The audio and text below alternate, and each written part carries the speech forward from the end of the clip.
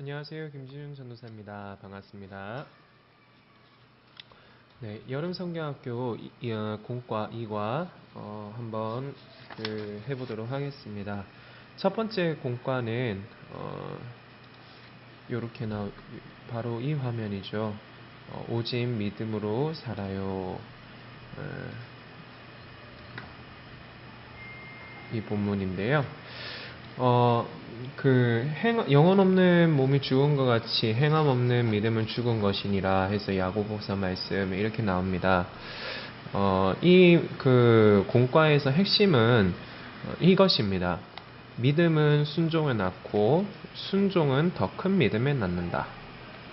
믿음이 순종을 낳죠. 그리고 그 순종을 했던 것은 내가 하나님을 향해서 더 큰 믿음 갖게 합니다. 왜냐하면 그 순종을 해보니까 하나님의 말씀대로 이루어지는 거죠.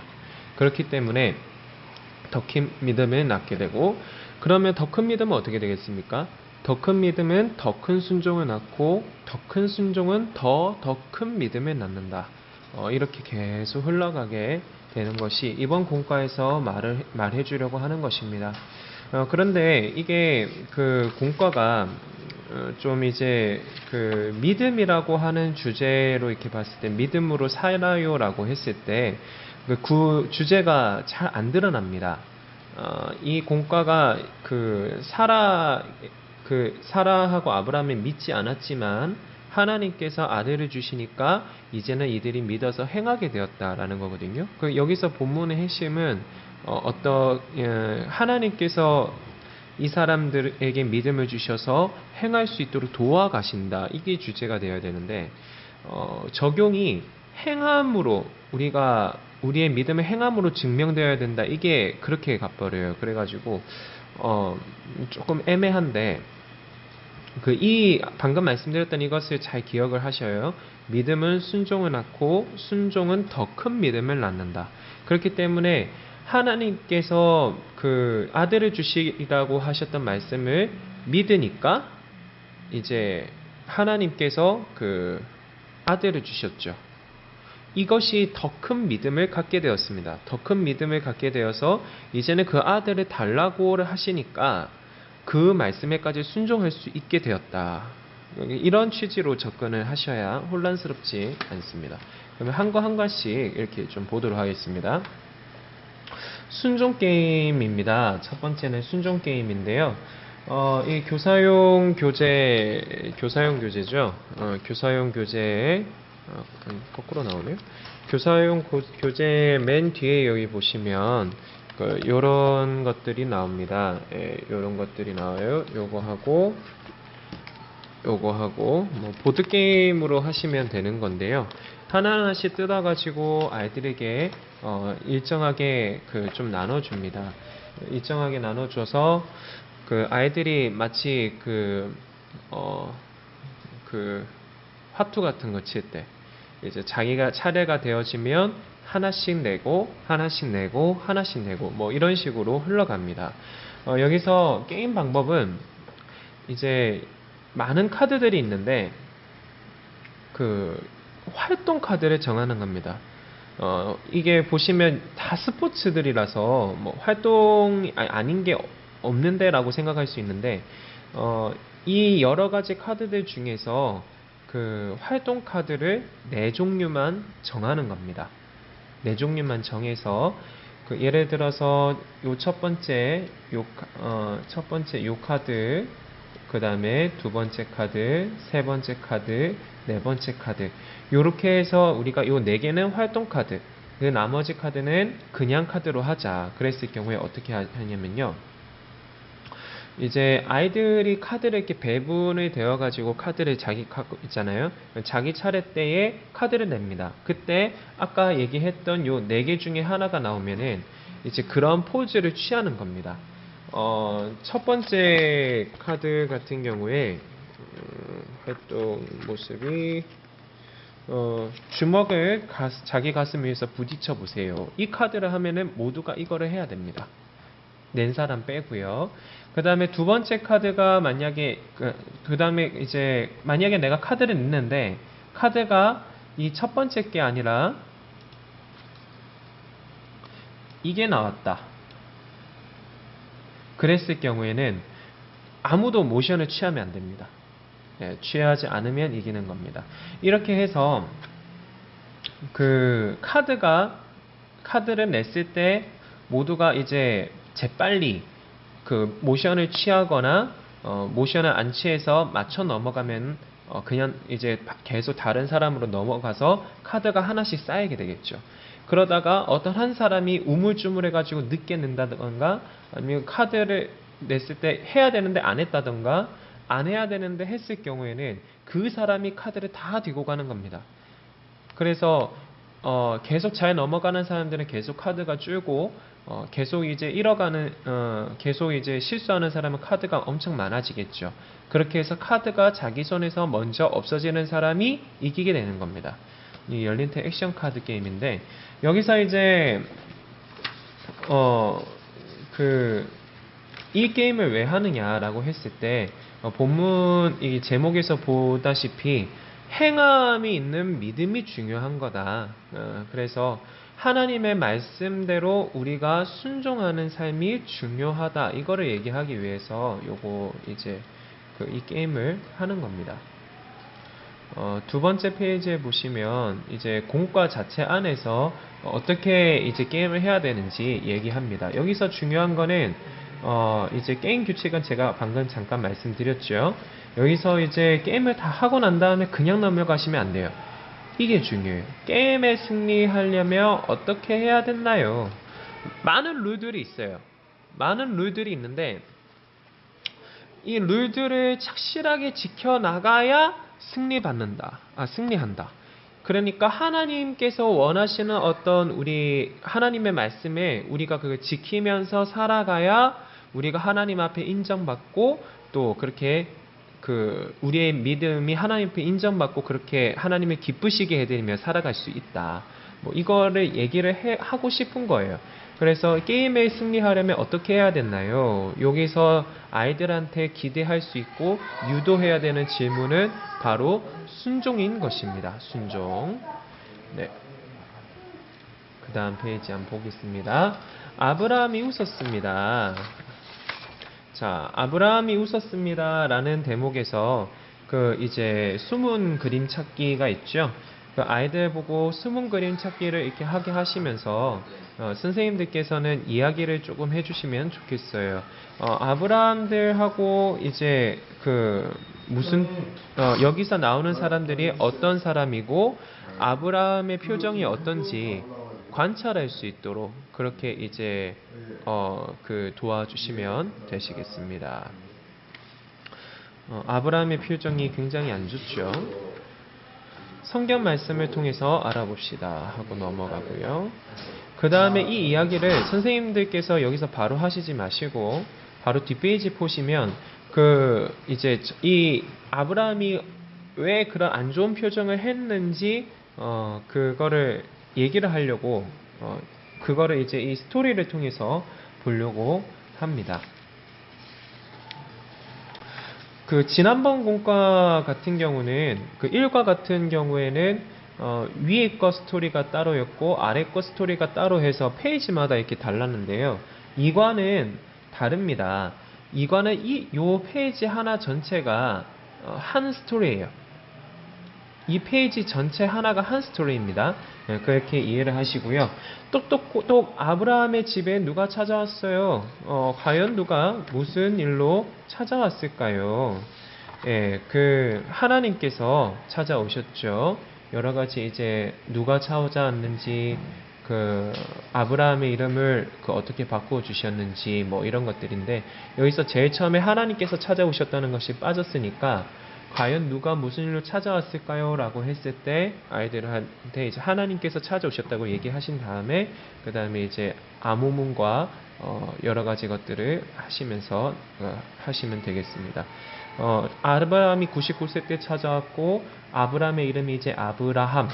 그래서 여러 그 다음에 민족의 아버지가 되어요. 그래서 그 밑에 거는 망자를 다 빼면 아내 사라를 통해 아들을 주겠다라는 약속을 여기서 주십니다. 99살 때. 처음 아들을 주시겠다라고 했을 때보다 20년이 훨씬 지난 그런 시점에서 하나님께서 다시 한번 약속을 주시는 거예요.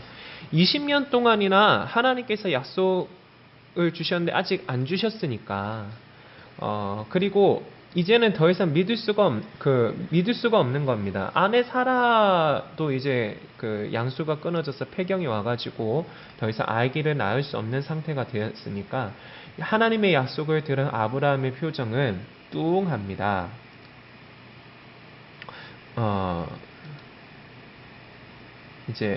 여기서는 웃었죠. 웃음이 주니까 1번이 웃었습니다. 그 웃어가지고 그 다음에 이런 표정을 지은 이유는 기뻐서 즐거워서 지은 웃음이 아니라 되게 좀 썩소를 지었다 이런 의미겠죠. 그래서 그 믿음의 점수는 20점. 그 다음에 하나님께서 아브라함을 만나신 다음에 사라를 만나 주십니다. 사라의 이름을 사라라고 바꿔주셨죠. 여러 민족의 어머니가 되어요. 하나님의 사람들은 아브라함과 사라에게 어떤 약속을 했나요? 사라에게 아들이 있으리라. 하나님의 약속을 들은 그 사라의 표정은 어땠습니까? 사라 역시 웃었습니다. 왜요? 하나님의 약속을 믿지 않았기 때문에. 어떻게 내가 더 이상 이제 아기를 낳을 수 있을까요? 그렇게 하는 생각이죠. 자, 17장 17절 아브라함 이야기가 나오죠. 얼굴을 땅에 대고 엎드린 채 웃으며 마음으로 혼잣말을 했습니다.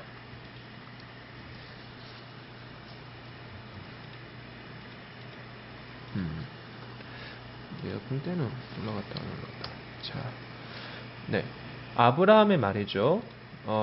엎드린 채 웃으며, 그렇죠? 어떻게 100살이나 먹은 사람, 그 다음에 사라는 90살인데, 자, 그 다음에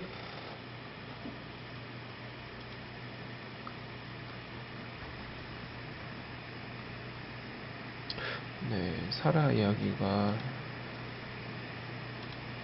나오는데.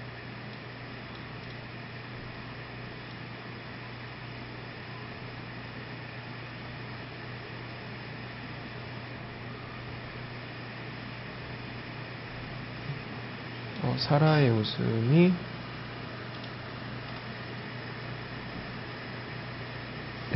여기 있네요. 18장 12절 사라는 속으로 웃으면서 내 남편과 나는 너무 늙었는데 어떻게 우리에게 그런 즐거운 일이 생길까? 그렇게 계속 불신앙하는 모습을 보입니다. 그런데 두 번째 어떤 일이 일어나냐면 하나님의 약속을 경험합니다. 하나님의 말씀이 일단은 아브라함이 처음에 믿었잖아요. 믿어서 자기 고향을 떠나서 1000km나 돼서 가나안으로 왔고 그 전에 하나님께서 계속해서 내가 너에게 자손을 주겠다라고 계속 말씀을 하시는데 그것을 믿었던 것들을 하나님께서는 기억을 하고 계셨어요. 아브라함이 잠깐 주춤하고 그렇게 했지만 하나님께서는 아브라함에게 복을 주십니다.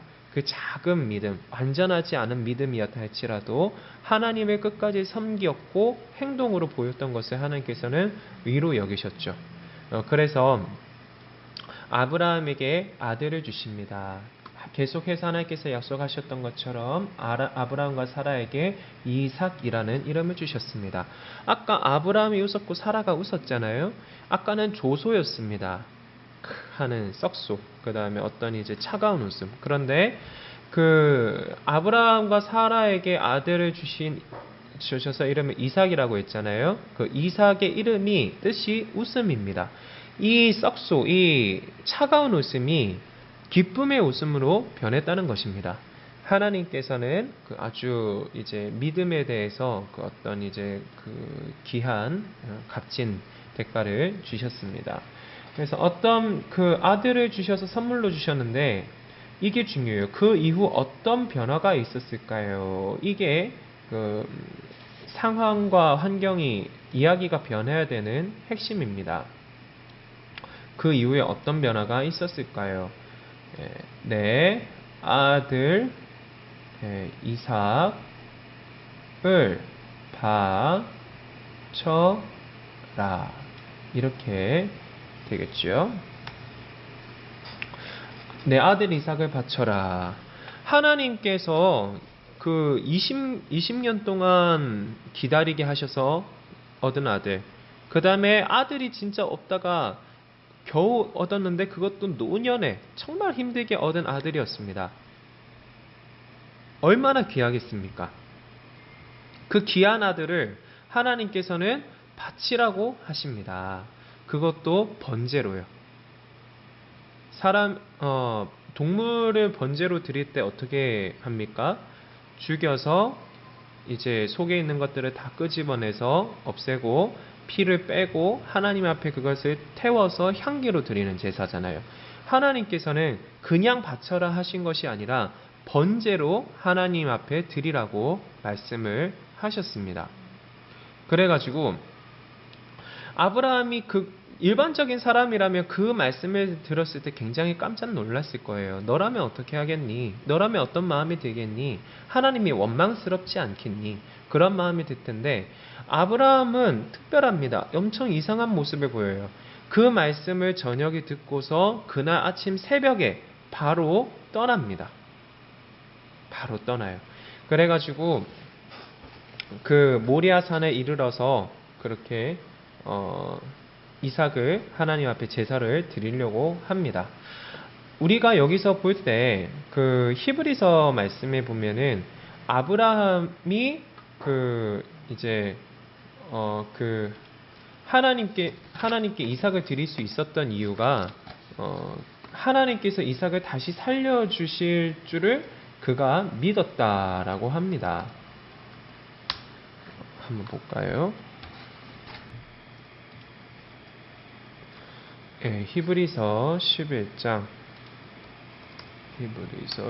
19절 보시면 아브라함은 하나님께서 죽은 사람도 살려주신다는 것을 믿었습니다. 아브라함은 이삭을 죽은 사람 가운데서 다시 받은 것입니다. 그러니까 하나밖에 없는 아주 소중한 아들이지만 그 새벽에 다시 이제 갈 수 있었던 이유는 분명히 내 씨를 통해서 하나님께서 주신다고 하셨거든요. 분명히 내 씨를 통해서 주신다라고 하셨는데 다른 씨를 주시겠다 한 게 아니라 그 이삭을 하나님께서 계속해서 말씀해 왔잖아요. 그럼 이삭이 아니면 그 씨가 이루어질 수 없다는 걸 아브라함이 안 거예요. 그러면 내가 지금 이 이삭을 하나님 앞에 바쳐서 만약에 죽여서 이렇게 한다 할지라도 만약에 진짜 이삭이 하나님 앞에서 죽더라도 하나님은 이삭을 다시 살려서라도 내 자손들을 계속 이어가게 하실 것이다. 그런 믿음이 있었던 것이죠. 그래서 하나님께서 어떻게 나이 많은 아내에게 나이 많은 사람들이 이제 그 아이를 낳게 할 수 있을까? 그것을 의심을 했었는데 이제는 생명의 주인이신 하나님에 대한 믿음이 생겼어요. 그래서 죽여서 다시 살아나는 것까지도 이제는 믿을 수 있는 단계가 되었습니다. 그래서 밑에 이런 이제 이야기들을 가지고 명령을 들은 아브라함은 아침에 떠났고 모리아산에 가가지고 이삭을 제단을 쌓고 묶어서 제단을 쌓고 아들 이삭을 묶어 나무 위에 올려 놓았어요. 내가 만약 아브라함이나 이삭이었다면 어떻게 행동했을까요? 아까 말씀드렸듯이 굉장히 억울했을 거예요. 아브라함의 말씀에 순종해서 이삭을 바치려고 했습니다. 그때 놀라운 일이 일어났습니다. 선생님이 나눠주시는 카드를 가지고 함께 역할극을 해보겠다라고 하는 것인데요. 여기 공과체 여기 보시면 뒤쪽에 여기 있어요. 아브라함 요 가까이서 보실까요? 아브라함, 이삭, 그 다음에 하나님 이렇게 적혀 있죠. 그래서 요 카드를 여기 보시면 대사 카드라고 적혀 있습니다. 거꾸로 보여 있죠.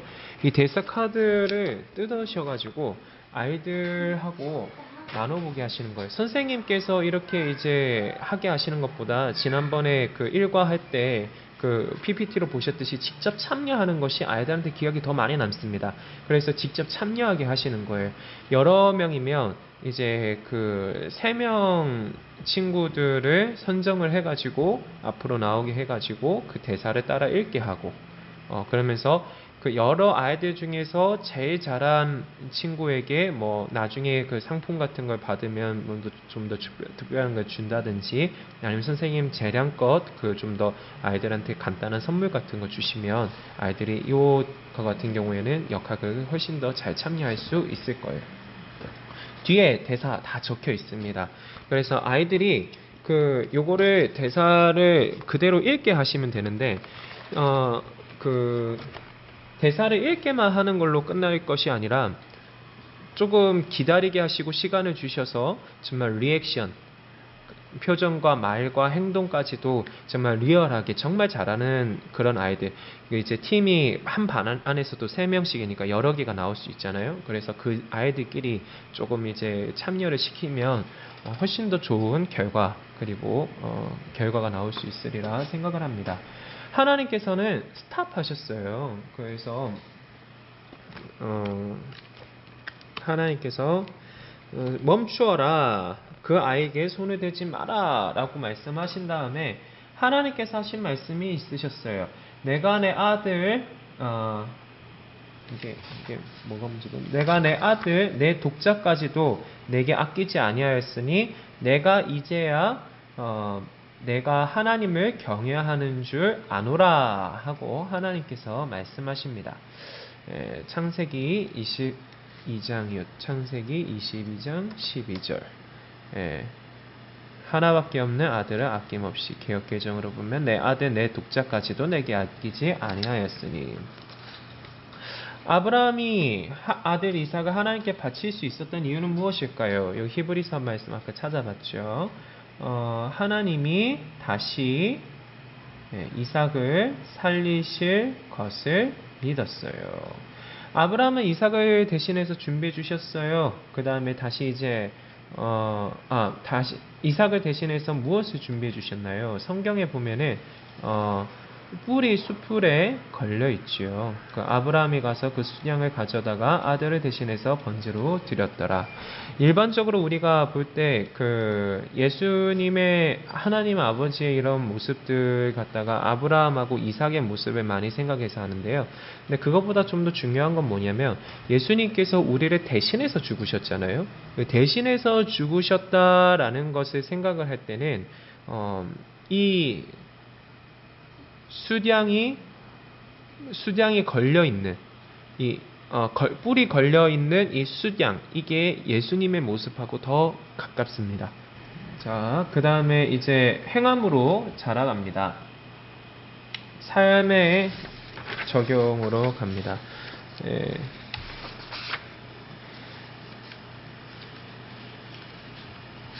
하나님께서 원하시는 믿음이 과연 무엇이냐? 믿음에도 진짜 믿음이 있고 가짜 믿음이 있다. 아브라함은 아들 이삭을 하나님 드리기까지 하나님의 말씀의 첫 번째 아까 그 처음에 말씀드렸던 주제였죠. 순종입니다. 예수님의 모습도 마찬가지입니다. 십자가에 달려 죽으시기까지 순종하셨습니다. 야고보서 2장 26절 말씀, 아까 이제 맨 처음에 있었던 그 말씀이기도 하고요.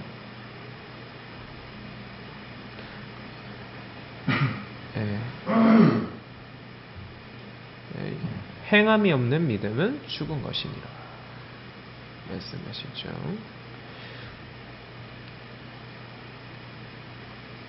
행함이 없는 믿음은 죽은 믿음입니다.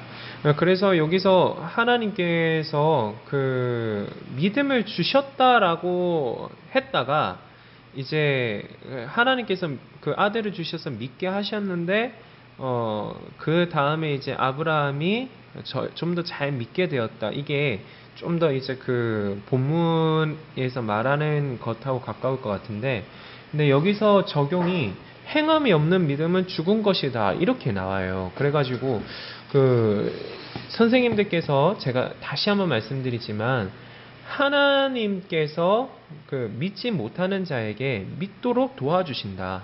믿음을 너희들을 도와주신다. 너희들이 시간이 지나면서 자라갈수록 또 하나님의 말씀을 믿고 행할수록 하나님께서 그것들 이루어 주실 거다. 믿음이 더 자라갈 거다. 그때 기억해야 될 거, 하나님은 단순히 머리로만 아는 걸 기뻐하지 않으신다.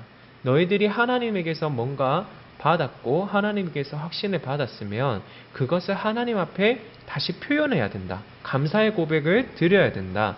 그래서 그 감사의 고백, 그런 어떤 순종이 무엇이냐? 하나님만 믿고 부모님께 순종하고 친구를 사랑하고 복음을 전하고 뭐 이런 것들 있겠죠. 너희들이 예수님을 알기 전까지, 하나님을 만나기 전까지 그때 잘 못했던 것들은 하나님께서 그때 잘 못했던 것들은 어쩔 수 없다. 하지만 너희들이 지금 하나님을 이제는 좀 더 알았지 않느냐? 너희들이 이제는 좀 더 예수님을 만났지 않느냐? 그 예수님을 믿고 아는 사람들은 하나님께서 기뻐하시는 것을 행해야 된다. 그 하나님께서 기뻐하시는 것이 뭐냐? 하나님만 믿고 순종하고 사랑하고 복음을 전하고 이런 이야기들이 되겠어요. 그래서 조금 포인트가 이게 달라요. 포인트가 조금 다른데 믿음은 순종을 낳고 순종은 더 큰 믿음을 낳고 이런 이제 관점에 따라서 우리가 좀 더 믿음이 강하게 되었을 때 우리가 이제 좀 하나님 앞에 그렇게 더 큰 순종을 드려야 된다. 뭐 이렇게 풀어나가시면 되시겠습니다. 네, 2과 공과 여기서 마치도록 하겠습니다. 이 뒤에 칼빈 이야기가 나오는데 종교개혁자 이야기들은 전부 빼도록 하겠습니다. 네, 수고하셨습니다.